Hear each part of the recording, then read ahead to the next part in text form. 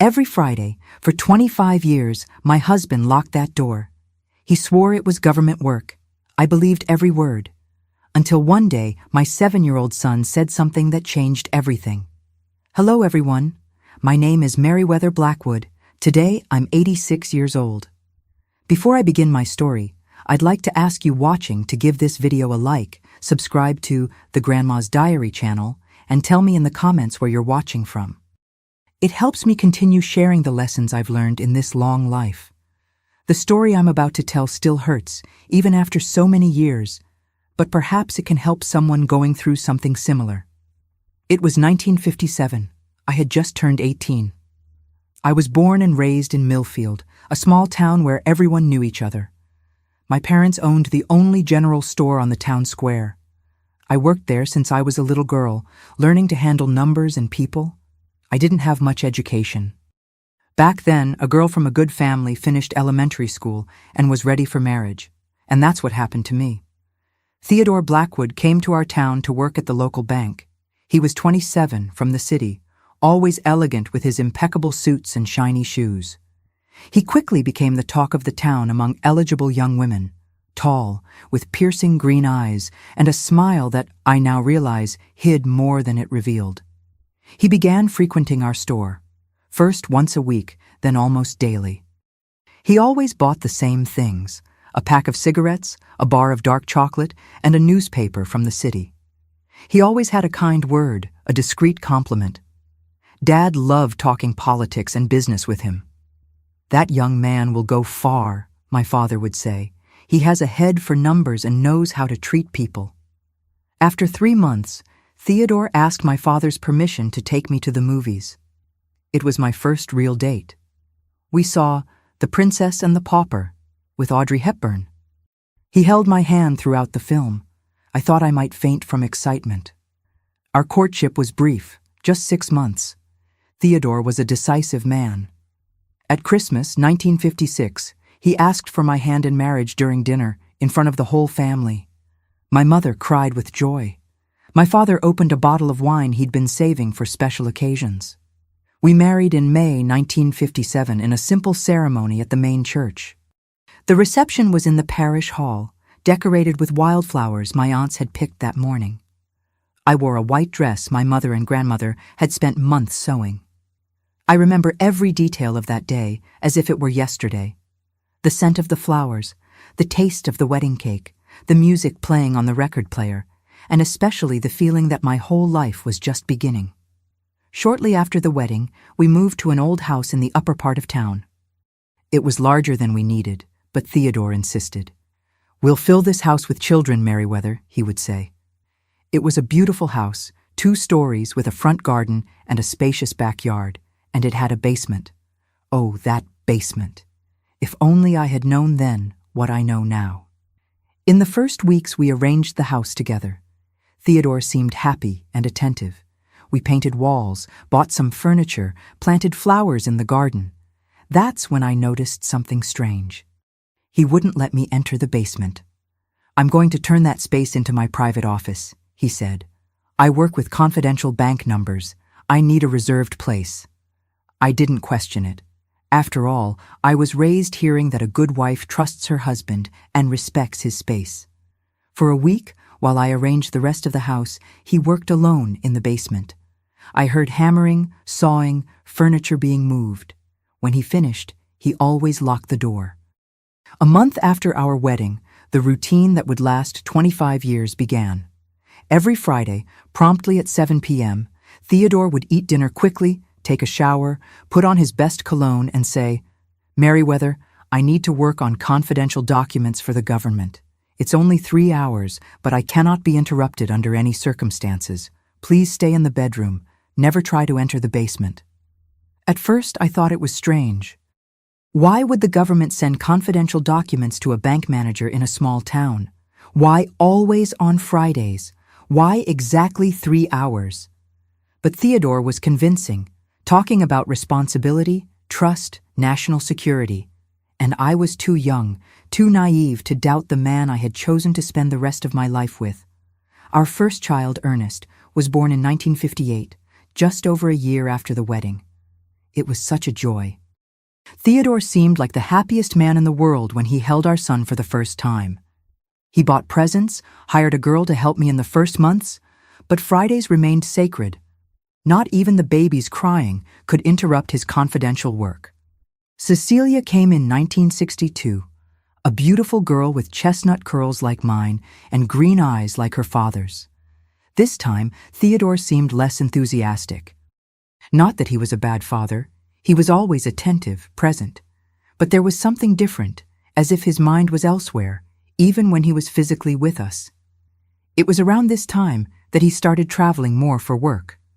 At first, they were short trips, 1 day, 2 at most, always to the city or to the neighboring town of Meadowbrook, which was larger than ours.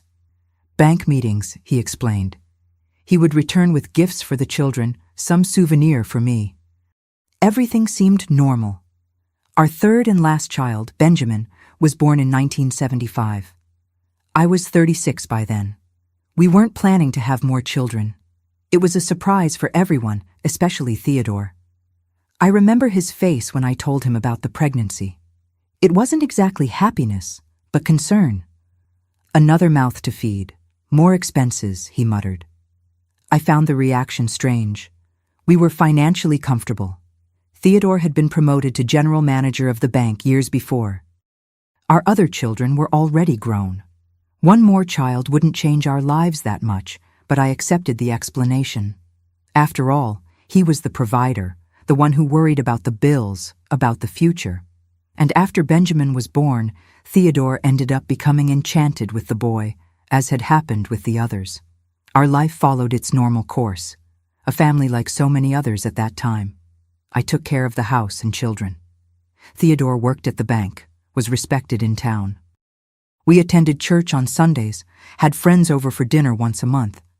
And every Friday, promptly at 7 p.m., he locked himself in the basement for exactly 3 hours. Over time, it became so natural that I didn't even think about it anymore. It was just a strange family tradition that we accepted without questioning. The children grew up knowing not to disturb their father on Friday nights. When they asked why, I repeated what Theodore always said.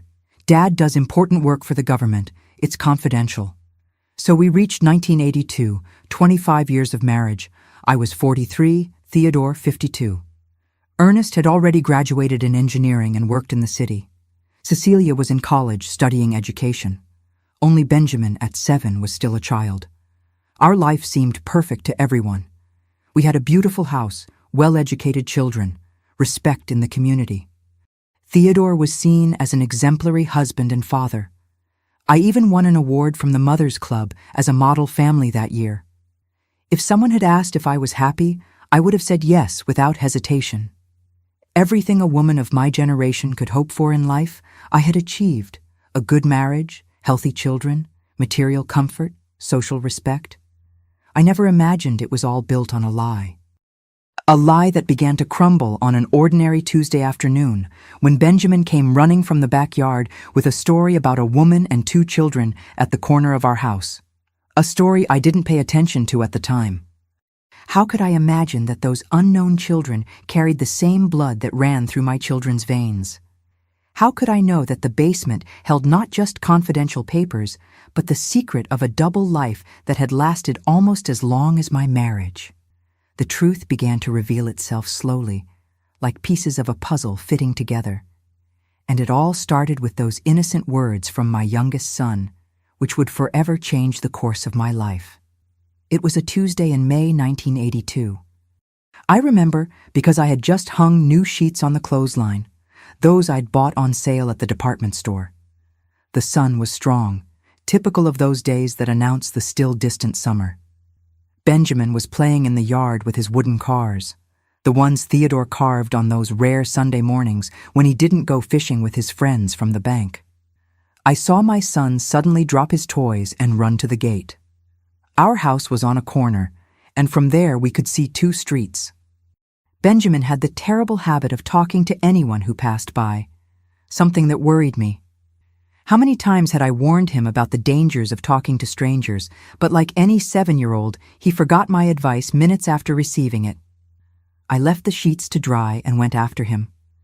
But when I reached the gate, I only saw my son waving to someone already turning the corner, a woman in a light blue dress and 2 children. That's all I could see from a distance. "Who was that, son?" I asked, fixing his hair that the wind had disheveled. "A pretty lady with 2 children, Mom," he answered with that childlike simplicity. "The girl said I must be their brother. She said, 'Look, Mom, could that be him? Dad said we have a brother.' Isn't that funny, Mom? I already have Ernest and Cecilia. I don't need more siblings." I felt a strange shiver, one of those that run up your spine when something isn't right. But I quickly dismissed the thought. It must just be a misunderstanding. Some family looking for relatives, perhaps. Our town wasn't that small. "Don't talk to strangers, Benjamin." That's all I said, and we went back inside. That night, while serving dinner, I thought about mentioning the incident to Theodore, but he arrived so tired, so absorbed in his thoughts, that I thought it better to wait for another time.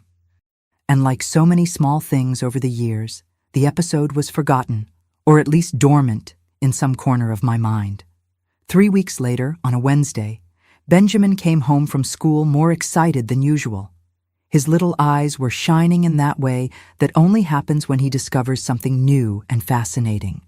"Mom! Mom! We have a new teacher at school!" he exclaimed as he dropped his backpack on the kitchen floor, ignoring the proper place I had shown him so many times. "That's nice, son. And what is she like?"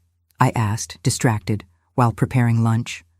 "She's pretty, has long hair like yours, only lighter. And guess what, Mom? She has a picture of Dad in her wallet. I saw when she opened it to give me a gold star for my drawing." I stopped stirring the sauce I was preparing. I felt the blood freeze in my veins. "A picture of your father? Are you sure, Benjamin?" "Yes, I am. It was Dad hugging her and 2 children." I asked why she had a picture of my dad, and she turned all red and closed her wallet quickly. She said I must be confused, but it was Dad, Mom, I'm sure. "And what's this teacher's name?" I asked, trying to keep my voice steady. "Miss Claire. She's going to substitute for Mrs. Margaret, who's sick." Claire. The name meant nothing to me at that moment. Theodore had never mentioned anyone by that name. I tried to calm myself. It must just be a child's confusion. How many men in town didn't look like my husband? Theodore had nothing extraordinary in his appearance. Dark hair, already with some gray at the temples, medium height, common build. "Must be someone who looks like your father, son. Now go wash your hands for lunch." Benjamin ran off, the subject already forgotten in his childish mind. But for me, something had changed. A small seed of doubt had been planted in my heart, so small it was barely noticeable. But there it was. That same night, while Theodore was taking a shower, I did something I had never done in 25 years of marriage. I searched through his suit pockets. I don't know what I expected to find. Perhaps nothing, just to calm my restless mind, but I found a small envelope with delicate handwriting that certainly wasn't from any bank employee. I didn't have the courage to open it. I returned it to the pocket, my hands trembling slightly. I was behaving like a jealous and suspicious wife. Theodore had never given me real reasons to doubt him. Sure, there was that strange Friday commitment, but even that seemed harmless after so many years. Many husbands had much worse behaviors. They drank, gambled, some even hit their wives. Theodore had always been respectful, affectionate in his restrained way. In the days that followed, I observed my husband more carefully. I noticed small details that had gone unnoticed before, how he always checked the phone as soon as he arrived, even when it hadn't rung, how sometimes he went out to buy cigarettes and took longer than necessary, how certain phone calls made him lower his voice to almost a whisper, and I started paying more attention to our family budget. Theodore had always controlled the household finances, natural since he was a banker. I received a generous allowance for household expenses, but I never questioned where the rest of his salary went. I trusted he was saving for our old age, for Benjamin's future college, which was still to come. But in those weeks of growing doubt, I started doing the math. Our standard of living, though comfortable, didn't seem to match a bank manager's salary. We lived well, but not luxuriously. The car was 5 years old, The living room furniture needed to be replaced. The curtains were faded. Where was the money going? One afternoon, while Benjamin was at a friend's house, I went to his school. I told the secretary I needed to speak with the new teacher, this Claire. The secretary informed me she would only come the next day. Today she was teaching in Meadowbrook, the neighboring town. Meadowbrook was only 20 miles away. It was larger than Millfield, with almost twice the population. Theodore went there frequently for work, for meetings at the central bank branch. I returned home restless. That night during dinner, I tried to casually probe my husband. "Theodore, do you know a teacher named Claire? Apparently she's substituting for Benjamin's teacher." I saw his face lose color. It was so quick that if I hadn't been watching carefully, I would have missed it. "Claire? No, I don't know any Claire. Why?" "Nothing important.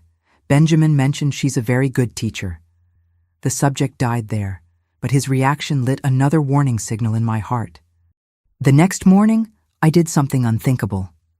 After Theodore left for work and Benjamin for school, I caught the bus to Meadowbrook. I had no clear plan. Perhaps just to confirm I was becoming paranoid, that it was all coincidences and an overactive imagination. I got off downtown, near the main square. I had never walked alone in that town. I always came accompanied by Theodore or the children, usually for special shopping or medical consultations that our small Millfield didn't offer. I walked aimlessly for a few blocks, feeling foolish. What did I expect to find? I was about to catch the bus back when I saw a woman across the street who seemed familiar. Light brown hair, simple but elegant blue dress. She was entering a yellow 2-story house with a small garden in front. Driven by an impulse I couldn't control, I crossed the street and approached the house. There was a discreet sign at the entrance. "Private Lessons, Miss Claire Wells." Below, in smaller letters, "Academic Support for Elementary School." My heart raced. Here was a name and a face for my growing suspicions, but it could still be a coincidence. How many teachers named Claire must there be in the country? I stood there, undecided, until the door opened again and the woman came out. She seemed to have forgotten something in the car parked in front. That's when I noticed the vehicle, a dark blue Chevette, last year's model. I remembered Theodore mentioning that the bank had acquired some new cars for regional managers. Could it be possible? Before I could complete the thought, the woman saw me. Our eyes met for a moment. I saw the surprise in hers, followed by something else, fear, guilt, before she quickly looked away and went back inside the house. I returned to Millfield with more questions than answers. In the days that followed, I continued observing, collecting small clues. A phone bill with several calls to Meadowbrook, money missing from the emergency savings we maintained, the different perfume I sometimes smelled on Theodore's shirts, even after washing.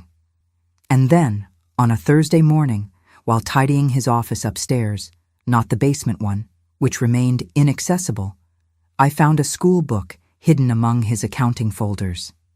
It was a children's literature book with a dedication on the first page. "To Helena, on your 9th birthday. With love, Dad." Helena? Who was Helena? We didn't know any child by that name among our friends or relatives. The dedication date was recent, just 2 months ago. I confronted Theodore that night. I showed him the book and asked who Helena was. "She's a client's daughter," he answered too quickly. "I promised a birthday present." He took the book from my hands and put it away, visibly uncomfortable. It was the last straw. After weeks of accumulating suspicions, that poorly told lie broke something inside me. 25 years of trust crumbled like a sandcastle before the tide. The following Friday, I observed the usual routine. Theodore arrived from work at 6 p.m., ate dinner quickly, took a shower. At 6:50 p.m., he said he needed to go out to buy cigarettes before his confidential work. As soon as he left, I went to the bedroom and found his suit folded over the chair. In the inside pockets, I found a key different from the one he used for the basement. It was smaller, golden, with a small clover-shaped keychain. That key was the final evidence I needed. If he was really just going to work in the basement, why would he need another key? The answer was clear. He wasn't staying in the basement during those 3 hours. He was leaving the house through another entrance, probably the back door that led to an alley, and was going to meet her, Claire, and perhaps also the children, Helena, and who else? When Theodore returned, 20 minutes later, I was already in our bedroom, pretending to read a book. I heard him lock the basement door, as he always did, the familiar ritual that now seemed like a mockery. I slowly counted to 100, giving him time to think everything was normal. Then I quietly went down the stairs and stopped in front of the basement door, 25 years respecting that invisible boundary, 25 years of blind trust. I put my ear against the wood. Silence. Not the sound of papers being handled, not the noise of a chair moving. Nothing. I knew what I had to do. I wouldn't use the key I found. I didn't know which door it belonged to, and it didn't matter anymore. The truth was there. Behind that door, I was never allowed to cross. And after a quarter century, I deserved to know it. I went to the garage, got the hammer Theodore used for small repairs. I returned to the basement door, took a deep breath, raised the hammer, and discharged all my strength, all my contained anger, all my growing disillusionment against the lock. The crash seemed to shake the entire house, or perhaps it was just my world collapsing. The lock gave way on the second blow. With my heart pounding, I pushed the door and turned on the light. What I saw before me wasn't an office full of confidential government documents, nor a love hideaway with sofas and pillows. It was indeed an office, yes, but dedicated to a life that wasn't ours. The basement air had a strange smell. It wasn't mold or dampness, as you would expect from a rarely visited place. It was a mixture of new paper, feminine perfume, and that aftershave lotion Theodore only used on special occasions. Never with me. The yellowish light revealed a meticulously organized room. A mahogany desk occupied the center, one of those expensive ones I would never dare buy for our house, considering them too extravagant. Shelves covered an entire wall, full of carefully labeled folders. A brown leather armchair was positioned near a reading lamp. It looked like it came from a catalog, not the improvised office I had imagined for all these years. But it wasn't the unexpected elegance of the place that made my stomach sink. It was what I saw on the wall opposite the door, a map of Meadowbrook with colored pins marking specific locations. Below the map, a framed photograph that confirmed my worst fears. Theodore, embracing a woman and 2 children, all smiling in front of a birthday cake. The woman was her, the same one I saw that day in Meadowbrook, Claire. With trembling hands, I picked up the frame, turned it over, and read the inscription on the back. To Teddy, my love, our family is your greatest motivation. Claire, August, and Helena. Christmas, 1977. Our family. Christmas, 1977. While I was preparing the dinner for our children, decorating our tree, wrapping presents, he was posing for photos with his other family. I put the frame back on the table, feeling a dizziness that forced me to sit in the leather armchair. Suddenly, the air seemed too heavy to breathe. 25 years of marriage reduced to an elaborate lie. 25 years of trust turned to dust before my eyes. I don't know how long I sat there, paralyzed by shock. Minutes, hours, time, lost meaning. When I finally managed to move again, I went to the desk. The drawers weren't locked. Why would they be? Theodore never imagined I would dare break his only rule in all these years. The first drawer contained financial documents, bank statements, receipts, invoices, all carefully organized by date. The second kept correspondence, and it was there that I found the definitive proof of a parallel life that had lasted almost as long as our marriage. Dozens of letters chronologically organized in folders. The oldest dated April 1960, just 3 years after our wedding. The delicate handwriting was unmistakably feminine. The thin paper still held a faint perfume. With my heart in pieces, I began to read. My dearest Teddy, it's been 3 months since our reunion at that bankers' conference, and I still can't believe fate brought us together after so many years. I know your situation is complicated, that you have commitments, a wife, but what we feel for each other is stronger than any obstacle. I'm not asking you to abandon your current life, just not to abandon me again. Occasional meetings, letters like this, are enough for me for now. Forever yours, Claire. The letter trembled in my hands. Bankers' Conference. In 1960, Theodore traveled to a manager's meeting in the city. He returned with a brooch for me, a toy car for Ernest, who was still a baby. He told stories about the lectures, formal dinners, new professional contacts he made, and apparently reconnected with a past love. I continued reading letter after letter, each word cutting deeper than the previous one.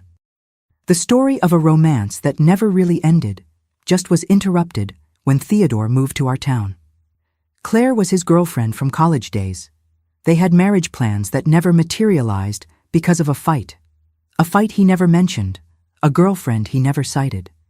The letters from 1962 and 1963 spoke of furtive meetings, forbidden passion, vague promises of a future together when the time was right. Until 1967, when the tone changed. Teddy, I don't know how to say this any other way. I'm expecting your child. I know it's not what we planned, but it happened. I'm not asking you to abandon your family for us. I know your children with Merriweather need their father. I just want my baby to have your last name, to know his father, even if just in occasional visits. In December that year, August was born. The following letters contained photos of the baby, accounts of his first steps, first words. Theodore not only gave money to support them, he was present in his son's life. A son who was growing just 20 miles away, while our own children rarely saw their father on weekends due to his business trips. In 1970, Helena was born. Another unplanned pregnancy, according to the letters, but clearly desired by Theodore. I saw photos of her as a baby, clippings of locks of hair kept as relics, meticulously chosen Christmas presents, celebrated birthdays, family moments captured in photographs where he smiled with an abandon he rarely showed in our house. Meanwhile, in the letters, Claire pressed increasingly for a resolution. When are you going to tell her the truth? The children need a full-time father. August asks, why do you only appear on Fridays? So that was it. The famous confidential Friday meetings never existed. For 25 years, my husband would leave through the back of our house, get into his car parked in the alley, and drive to Meadowbrook to his other family. And every Christmas, every birthday, every special moment we shared, he maintained a parallel life just a few miles away.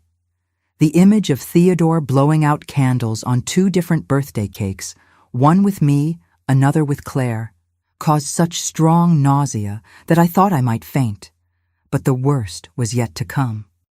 In a separate folder, I found more recent letters, no longer romantic but practical, correspondence with a lawyer, consultations on division of assets, divorce procedures, and a draft letter to me, dated 2 weeks earlier, that Theodore never sent.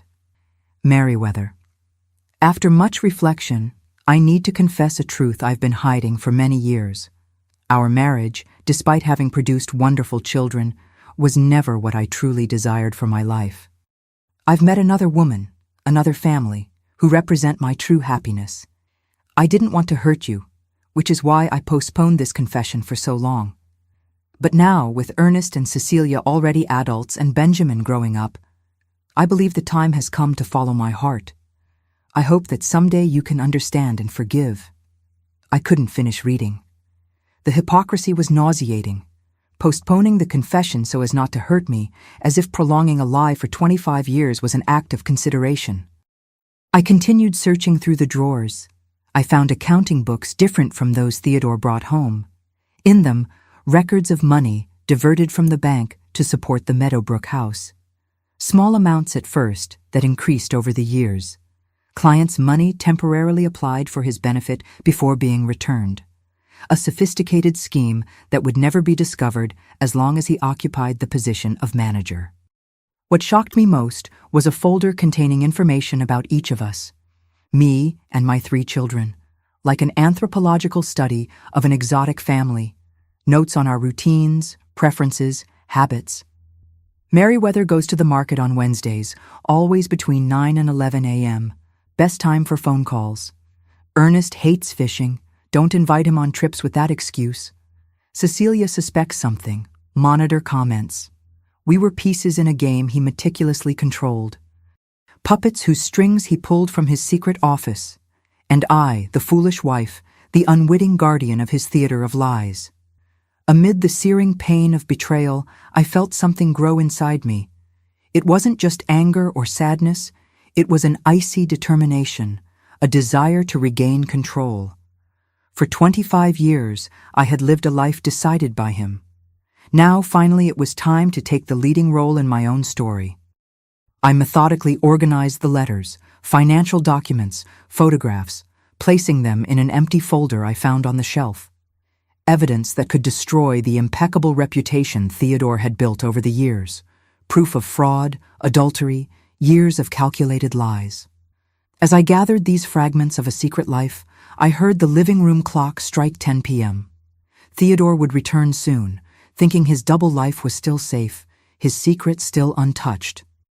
He would return to find an obedient wife who respected his private space for another Friday. I sat in the leather armchair, the folder of evidence in my lap, and waited.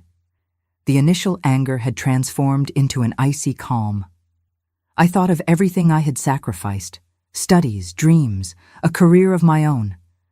I had dedicated my existence to being a good wife, a good mother, while he built a parallel life with another woman, other children. At 10:25 p.m., I heard the back door open and close softly. Familiar footsteps in the hallway, key in the broken lock. The basement door opened. Theodore's face when he saw me sitting there, illuminated only by the table lamp, was an image I'll never forget. Surprise, confusion, then recognition of the situation. And finally, something I had never seen in his eyes. Fear. Meriwether, what are you doing here? His voice tried to maintain authority but trembled slightly. I didn't answer immediately. I let his gaze scan the environment, noticing the open drawers, the folder in my lap, the turned frame on the table. 25 years, Theodore. 25 years believing in confidential meetings, in government work, in business trips. My voice came out calmer than I expected. 25 years while you built another family 20 miles from here. He closed the door behind him. He didn't deny, didn't try to make excuses. Perhaps he knew it was useless in the face of evidence scattered throughout the office. You shouldn't have found out this way. The same words from the draft letter, now spoken aloud, as if there were an appropriate way to discover a betrayal of 2.5 decades. And how should I have found out, Theodore? Through a cold letter, or waiting until our youngest child grew up so you could decide it was the right time to abandon your facade family? I saw his face pale at the mention of Benjamin. I always thought he had a special affection for our youngest. Now I understood the strange look when he learned of the unplanned pregnancy. He already had 2 children with Claire. He didn't want more responsibilities. It's not like that, Meriwether. I never planned for things to get to this point.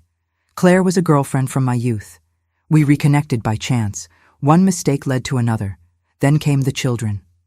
Spare me the justifications, I cut him off, raising my hand. I read all the letters. I know exactly how it happened, how it progressed, how you planned each step. I even know you used bank money to support your double life. At the mention of money, I saw panic in his eyes. His reputation he could rebuild, but misappropriation of funds, that would mean the end of his career, possibly even prison. Meriwether, we can talk about this in a civilized manner. I made mistakes, I admit. But think about the children, Benjamin especially. A scandal wouldn't benefit anyone. Typical of Theodore, trying to manipulate the situation until the last moment, using our children as a shield for his own moral failings. Don't worry about our children now, I replied. Worry about what you'll tell the bank board when they receive copies of these financial records. It was my first bluff in life. I never considered myself a vindictive person.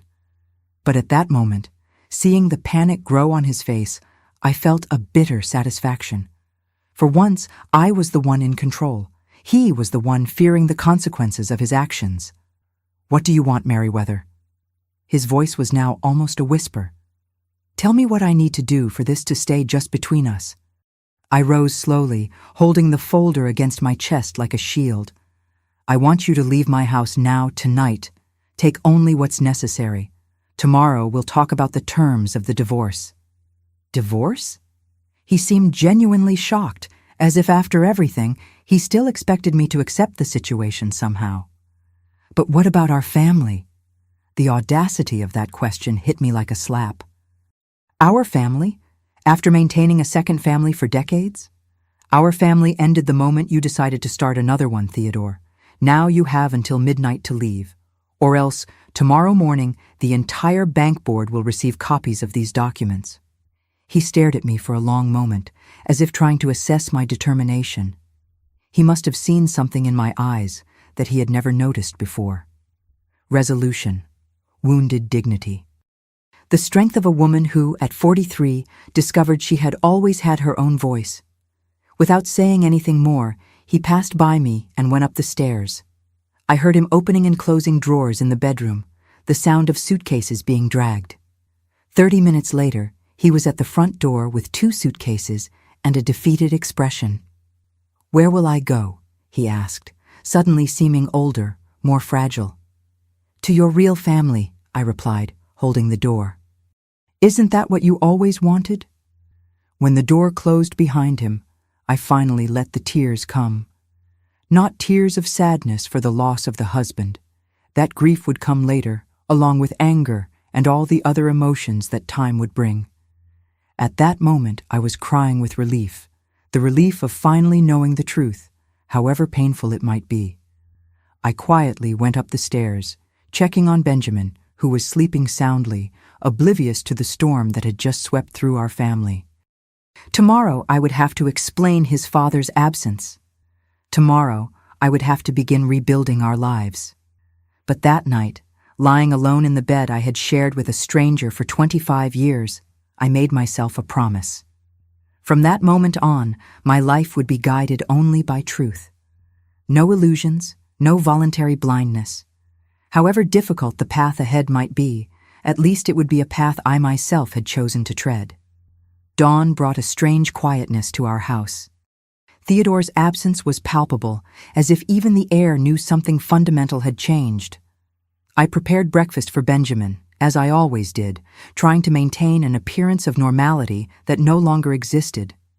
"Where's Dad?" was my son's first question when he sat at the table, rubbing his sleepy little eyes. How do you explain to a 7-year-old that his father had another family? That those children he saw on the corner weeks ago were indeed his half-siblings? That the substitute teacher was his father's other woman? "Dad had to travel for work," I answered, hating myself for the lie, but knowing the complete truth was too heavy for those small shoulders. "A long trip. We'll talk more about it later, when your siblings arrive." The lie left a bitter taste in my mouth. After discovering 25 years of falsehoods, there I was, starting my new chapter with another untruth, but it would be the last one, I promised myself. A white lie to buy time. That's all. I called Ernest and Cecilia right after leaving Benjamin at school. My voice must have betrayed something, because both promised to come home immediately. Ernest would catch a bus from the city and arrive in the late afternoon. Cecilia would abandon her college classes to be home by lunchtime. While I waited, I began organizing my thoughts and plans. The house was in my name, a wedding gift from my parents, something Theodore had always silently resented. The family savings were in a joint account, but I had access. I needed to act quickly before he emptied everything. At 10 a.m., I went to the bank, not our bank, where Theodore was the manager, but a competing branch on the other side of town, where nobody knew me as Mrs. Blackwood. I opened an account in my name and transferred half of the savings from the joint account. Not a penny more, not one less. Fair, I thought, considering that he supported another family with what remained of his salary, or worse, with money diverted from clients. When I left the branch, I saw Irene Cordell, wife of one of the directors of the bank where Theodore worked. She quickly looked away, pretending not to see me. Strange, I thought. Irene was always effusive, one of those people who wave from across the street. It was my first clue that the news was already spreading. Upon returning home, I found Cecilia sitting on the entrance steps, her face marked with tears. My heart sank. Somehow she already knew. "Dad," she began as soon as I came through the gate. "He has another family. Is it true, Mom?" We sat on the porch in those wicker chairs where we used to have lemonade on sunny Sundays. The same porch where Theodore had proposed to me, where we took photos with each newborn child, where we celebrated our silver anniversary just a few months before. A celebration that now seemed like a grotesque farce. I told Cecilia everything, not the sordid details, but the essentials. Her father had maintained a relationship with another woman for more than 20 years. They had 2 children together. He was planning to leave us soon. "How did you find out?" she asked between sobs. I explained about the suspicions, Benjamin's comments, the silent investigation that culminated in breaking into the basement. At the mention of the basement, I saw a flash of understanding in her eyes. "Fridays," she murmured. I always wondered about those Fridays. Cecilia confessed that at 13, she had tried to spy on Theodore's famous confidential work. She hid in the garden one night just to see him leave through the back and depart in the car. When she confronted him the next day, he invented a story about needing to fetch special documents in another town. He threatened to punish her severely if she mentioned it to me. Frightened, she kept the secret. "Forgive me, Mom," she cried. "I should have told you." I hugged my daughter tightly. It wasn't her fault. We were all victims of the same web of lies. Ernest arrived in the late afternoon, his expression somber, his eyes red. Unlike Cecilia, his reaction wasn't sadness, but contained fury. "Where is he now?" he asked as soon as he came through the door. "I don't know for certain. I imagine in Meadowbrook with them." "I'm going after him," he declared, fists clenched. "No," I cut him off firmly. "That's not how we're going to resolve this. We're better than him, Ernest. We'll act with dignity." That night, the 3 of us, me, Ernest, and Cecilia, talked at length about how to tell the truth to Benjamin and how to rebuild our lives. We decided that I would explain to the youngest in simplified terms that his father had gone to live in another house with other people who also needed him. With time, when he was older, he would know the whole truth. While we discussed these painful plans, the phone rang incessantly. We didn't answer. We could already imagine. The news was circulating around town. Millfield had only 15,000 inhabitants at that time. Secrets didn't last long. The next morning, I confirmed this suspicion when taking Benjamin to school. The looks, the whispers, the conversations that abruptly ceased when I approached. Somehow, everyone already knew. Perhaps some bank employee had seen Theodore leaving with the suitcases. Perhaps someone in Meadowbrook had noticed his sudden move to Claire's house. Or perhaps, this occurred to me with a chill down my spine, he himself was spreading his version of the story, trying to control the narrative before I could do it. Confirmation came in the form of Dora Mitchell, my neighbor and longtime friend. She knocked on my door early in the afternoon, her eyes full of compassion and embarrassment. "Merriweather, are you okay? I've heard such strange things." I invited her in, offered coffee. With Benjamin at school and my older children out resolving practical matters, it was the first time I would talk about the subject with someone outside the family. "What are they saying, Dora?" I asked directly. She hesitated, stirring her coffee unnecessarily. "They're saying that Theodore, that he resigned from the bank yesterday, that he's moving to Meadowbrook. Some are saying," she lowered her voice, even though there was no one else in the room, "that he has another woman there, and children." So that was it. Not only had I lost my husband, our family had lost its privacy. Now we were the scandal of the moment, the subject in beauty salons, at bakery counters, at church exits. "It's true, Dora," I confirmed, feeling a strange relief in finally speaking openly. "I discovered the day before yesterday that Theodore has maintained a double life for more than 20 years. Her eyes widened. One thing was to hear rumors. quite another to have confirmation. My God, Merriweather, and what are you going to do now? That was the million-dollar question, wasn't it? What does a 43-year-old woman do who has dedicated her entire adult life to a marriage that turned out to be a farce? What skills did I have beyond being a wife and mother? I'm going to live, Dora, I replied, surprising myself with the firmness in my voice. I'm going to raise my youngest son, support the older ones, and find a means of sustenance.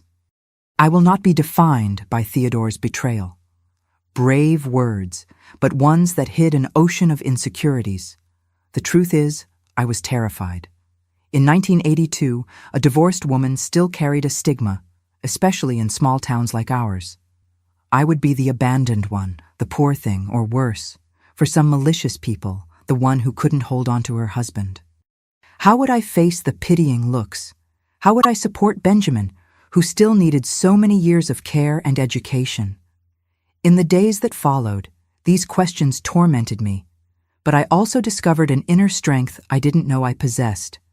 The first battle came in the form of a lawyer hired by Theodore, a thin man with small glasses and a sour expression who appeared at my door a week after the separation. He brought a proposal for an agreement. Theodore would give up his part of the house, which, as I already mentioned, wasn't his by right, in exchange for my silence about the financial irregularities at the bank. Mr. Blackwood is willing to pay a reasonable alimony for the minor, said the lawyer, avoiding looking directly at me, as long as the lady agrees to keep certain irregularities confidential. Blackmail, I thought. After everything, he was still trying to manipulate me. Tell Mr. Blackwood, I replied, emphasizing the formal title, that I don't negotiate with blackmailers. The alimony is my son's right, not a bargaining chip for my silence. If he wants me to keep quiet about his frauds, he should do the right thing and assume his responsibilities as a father. The lawyer left, visibly uncomfortable. 2 hours later, I received a phone call from Theodore, the first contact since he had left the house.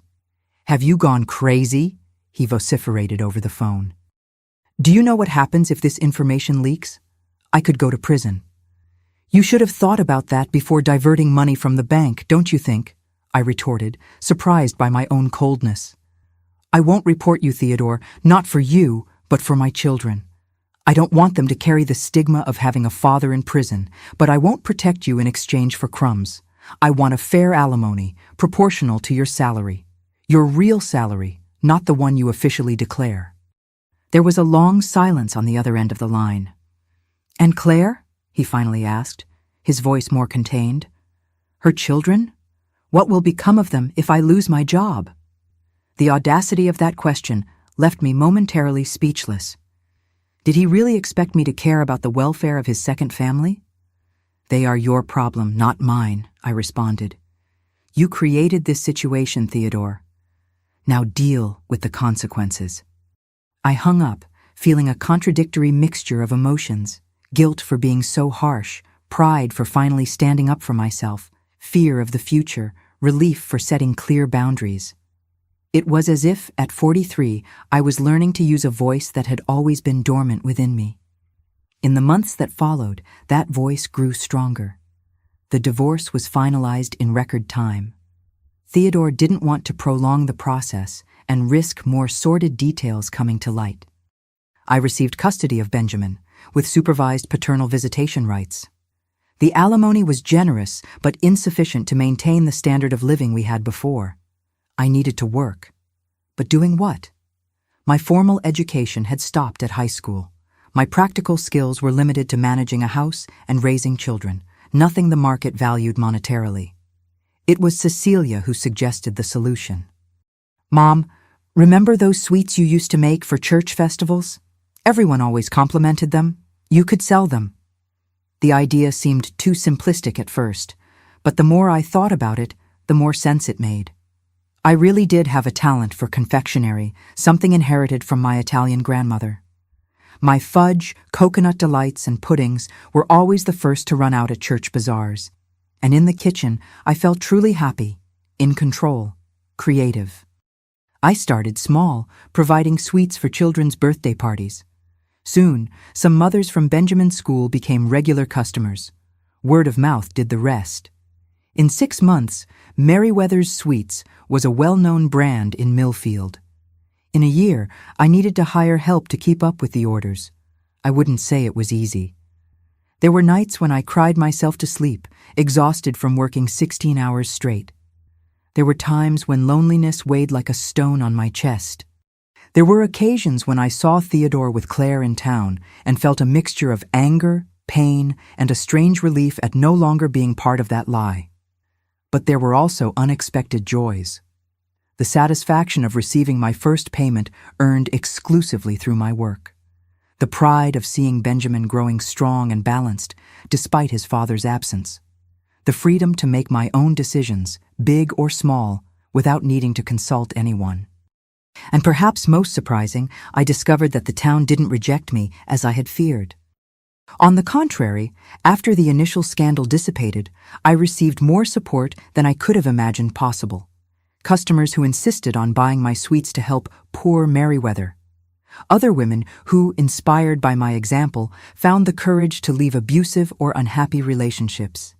Even some bank directors who knew the truth about Theodore's diversions became my loyal customers as a silent way of acknowledging the error they committed by protecting him for so long. 2 years after the separation, I received an offer to supply sweets to the most elegant catering service in Millfield. It was my first major commercial contract. I remember sitting in the kitchen of my house, that same house where I had lived for so many years as Theodore's wife, and realizing I no longer defined myself that way. I was Merriweather Blackwood, confectioner, entrepreneur, single mother, a woman who at 45 had finally begun to live on her own terms. The basement, that place that for so long represented secrets and lies, was transformed into the headquarters of my small business. Where before there were maps of the neighboring town and records of a double life, now were shelves with imported ingredients, molds of all sizes, recipe books I began to collect. It was a form of exorcism. Each sweet that left that formerly forbidden space seemed to take with it a bit of the pain, transforming it into something sweet, nourishing, honest. And Theodore, well, life has its ironies. 6 months after our separation, he lost his job at the bank. Not because of my denunciation, I kept my word, but because Claire discovered he was maintaining a third relationship with an employee of the bank itself.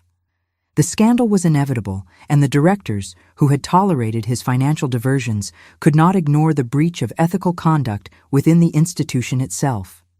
That's when I realized a fundamental truth. People who live by lies rarely change. The betrayal wasn't an isolated mistake, but part of the essence of who Theodore really was.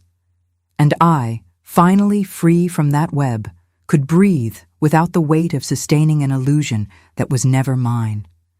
Time passes in curious ways when we rebuild our lives. The days seem endless, but the years fly by. That's how it was for me. Between batches of fudge and cake deliveries, between Benjamin's school meetings and worries about the future, I hardly noticed that we were already in 1987. 5 years had passed since that night I broke into the basement door. My small confectionery business had grown beyond my expectations. From a home kitchen in the basement, Merriweather's Sweets now occupied its own store downtown. I had 3 permanent employees, all women like me, restarting their lives after separations or widowhood. It wasn't a multinational, of course, but it gave me a decent living and, more importantly, independence. Benjamin was now 12, in that complicated phase between boy and adolescent. He suffered from his father's absence, who rarely fulfilled the visitation agreement. Theodore appeared on important dates, birthdays, graduations, always with expensive gifts, as if objects could substitute presents. After the bank scandal, he had moved with Claire to the city, where he opened an accounting office. From Ernest's comments, who maintained sporadic contact with his father, the business was doing reasonably well, although never as prosperous as his previous position. Ernest, my firstborn, was now 29 and had married Gabriella, a doctor he met during his residency at the city hospital. They were expecting their first child, my first grandchild. Cecilia, at 25, was teaching at the College of Education and was engaged to Paul, a math teacher. My older children had followed their paths, built their lives. Despite the wound left by their father's betrayal, both had become balanced adults, dedicated professionals, people of integrity. It was in that year, 1987, that I received a call I would never have expected. It was a Thursday in July. I remember perfectly. I was at the store finalizing an especially complex wedding cake when Marisa, my assistant, called me to the phone. "Mrs. Blackwood, there's a young woman named Helena wanting to speak to you. She says it's important." Helena. The name hit me like a punch to the stomach. Helena, Theodore's daughter with Claire, the girl from the photo in the basement, the child who, without knowing, had shared her father with my children for so many years. My first reaction was to refuse the call. What could I say to the other woman's daughter? What subject could we have in common besides the betrayal that indirectly connected us? But curiosity won out. "Hello?" I answered, my voice firmer than I felt. "Mrs. Blackwood, I'm Helena, Helena Wells, daughter of Claire and, well, of Theodore." The voice on the other end was young, polite, with a slight tremor of nervousness. "I also know who you are," I replied without hostility, but also without warmth. "What can I do for you, Helena?" "I'd like to talk in person. I know it's a strange request, but it's about August, my brother." August, the other child, the firstborn of the clandestine relationship. "Has something happened to him?" I asked, surprised by my own concern. "He's in the hospital. Had a motorcycle accident. It's not serious, but—" She paused as if searching for courage. "He wants to meet his half-siblings, all of you." Actually, it was a minor accident, but I think it made him think about life, about connections he never had. I remained silent, absorbing those unexpected words. I thought about refusing immediately. Why should I allow the children of the other woman to enter our lives now? Wasn't everything we had already gone through enough? But then I remembered Benjamin asking why he couldn't see his father more often. I remembered Ernest, who even as an adult still carried the hurt of abandonment. I remembered Cecilia and her trust issues in relationships, always fearing being betrayed as her mother had been. And I also thought about August and Helena, children who grew up in a lie just as much as mine did. Children who probably suffered when Theodore chose to openly live with them, only to betray their mother with a third woman shortly after. Weren't they also victims of that man's inconstancy? "Where is your brother hospitalized?" I finally asked. "At St. Luke's Hospital in the city, room 307. "I'll think about your request, Helena. I can't promise anything." "I understand, Mrs. Blackwood. Thank you so much for taking my call." I hung up the phone with a whirlwind of contradictory emotions. 5 years had passed, but the pain of betrayal was still there, like a poorly healed wound that hurts when the weather changes. Would it be fair to my children to force them to meet Theodore's other children? Would it be healthy for Benjamin in particular, who still suffered from his father's absence? I spent the night reflecting. The next day, I gathered my 3 children in the living room of our house, the same room where, years before, we had celebrated so many Christmases as a family, unconscious of Theodore's parallel life. "I received a call yesterday," I began, without beating around the bush, "from Helena, the daughter of your father with Claire." I saw the surprise on their faces. In 5 years, we had never openly discussed the other children. It was a taboo subject avoided in rare mentions of Theodore. I told them about August's accident, about his desire to meet them. I explained that I hadn't made any decision and that I would respect what they felt. It was too delicate a matter for me to decide alone. The first to speak was Ernest, always the most pragmatic. "They aren't to blame for Dad's choices," he said after a long silence. "We're adults now. Maybe it's time to heal some wounds." Cecilia seemed more hesitant. "I don't know if I'm ready for this, Mom. Every time I think about that woman, those children, it's like reliving the pain again." Benjamin, still a preteen, looked at his older siblings, then at me. They're our siblings too, aren't they? Half, but they are. I want to meet them. His childlike simplicity touched me. For him, who had grown up practically without a father, perhaps the idea of having more siblings represented an expansion of family, not a reminder of betrayal. The following Sunday, I drove to the city with my 3 children. St. Luke's Hospital was an imposing building downtown, a contrast to our small municipal hospital in Millfield. In the elevator, I caught myself nervously adjusting my dress, checking my reflection in the mirror. Why did I care about my appearance? I wasn't there to impress anyone. Room 307 had the door ajar. Inside, a young man of approximately 20 was sitting on the bed, his right leg in a cast, elevated by a support.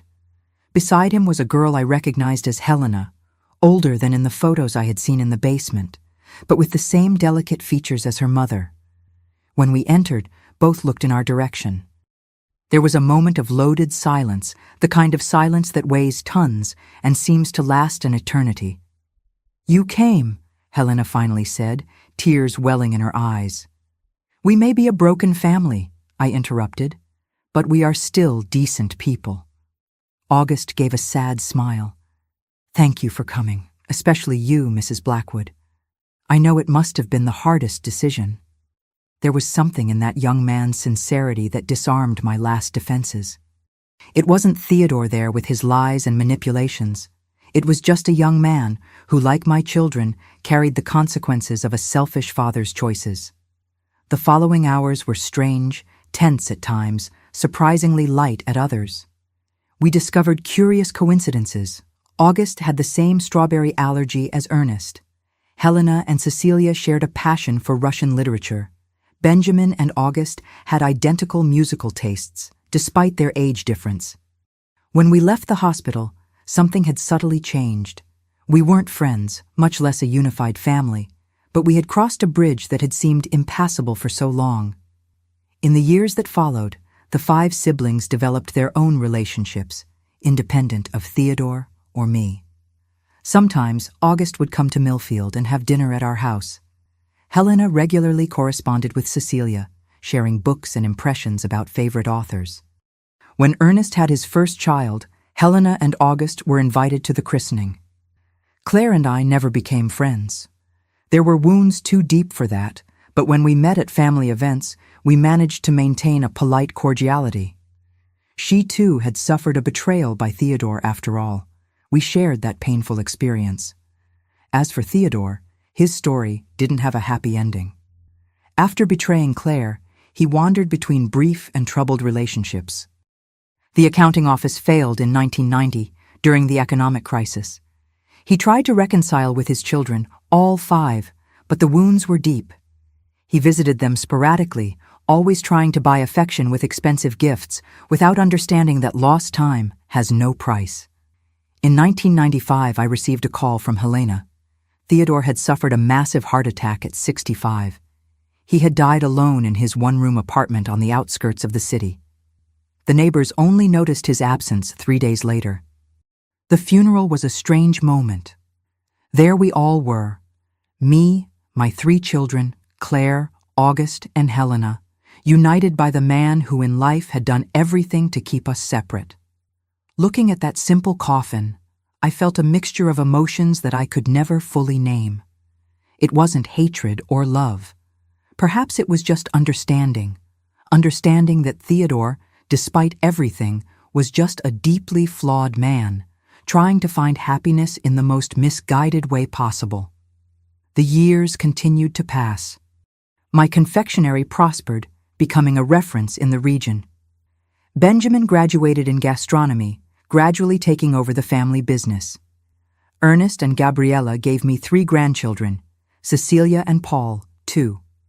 Even August and Helena, whom I always considered Claire's children, ended up becoming part of my story. August married a distant cousin of Ernest's, another curious irony of fate. Helena became the godmother of Cecilia's youngest daughter. And I, at 86, looking back, see that night when I broke into the basement door wasn't the end of a story, but the beginning of another, a story of reconstruction, of self-discovery, of forgiveness, not for Theodore, but for myself, for all the years I chose not to see, not to question, not to live fully. The basement, which for 25 years represented secrets and lies, became the cradle of my financial independence. The betrayal that could have destroyed me became the catalyst for a more authentic and fulfilling life. The children of the other woman whom I so feared ended up enriching our fragmented family. I don't romanticize suffering. I would have preferred 1,000 times to have had an honest marriage from the beginning. But if there's one lesson I learned in my long life, it's that we don't control what happens to us, only how we react to it. I broke down that door more than 4 decades ago, not just to discover the truth about my husband, but to free myself from the invisible chains I had helped forge. And in the process, I discovered that the real prison was never the fraudulent marriage or the small town with its judgments. It was the fear of living on my own terms. So, if you're watching this story, perhaps facing your own locked door, your own unrevealed secret, remember, the truth may hurt like hell at first, but the freedom that comes afterward, oh, the freedom is worth every tear shed, every sleepless night, every painful new beginning, because in the end, it's not the years of suffering that define our story, but the moments of courage when we choose the truth, however uncomfortable it may be. And in that choice, we discover not just who we really are, but who we can become. If this story touched your heart, please leave a like, subscribe to the Grandma's Diary channel, and turn on notifications so you don't miss any of my life stories. Share in the comments where you're watching from, and if any part of my journey resonated with your own experience. Your interaction means a lot to me and helps me continue sharing these lessons I've learned in my 86 years of life. Thank you for listening to me today, and until the next story.